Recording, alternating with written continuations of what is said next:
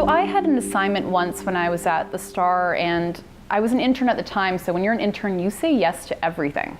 But I was given an assignment from one of the editors, and he'd found an obituary in our own paper of this young woman who died, and she clearly had a few kids, and he just said, this is just a bizarre story. How did this woman die? And I kind of look at it and go, okay, well, you know, it's clearly something tragic, but she's not a public figure.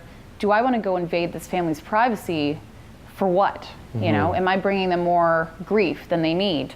Right. But again, being an intern, I was like, all right, I've got the assignment, I have to do it, even if I feel a bit uncomfortable about it. So I reached out to this family, and this man was a young widow, and he was very hesitant to speak to me. He turned me down at first. I had to convince him, and it was quite an intense process. I remember looking at this 6'4" guy breaking down about his wife who'd passed away. And I had to convince this man to tell me, a complete stranger, his story. Why? You know, so what I said to him was, look, your wife was obviously very loved by your family, very loved by the community. She was a young teacher. And I said, maybe this story is something that you can share with your kids one day.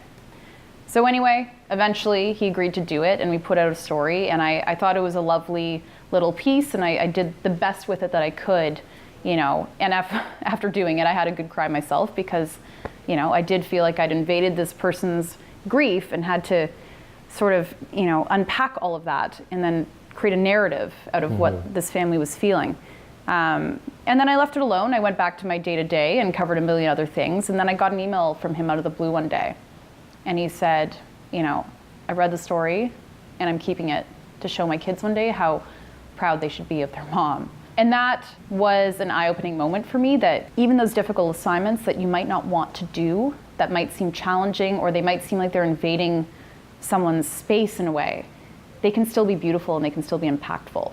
So I always say to people now, say yes to everything, you know, just do them even if they seem like they're a complete challenge.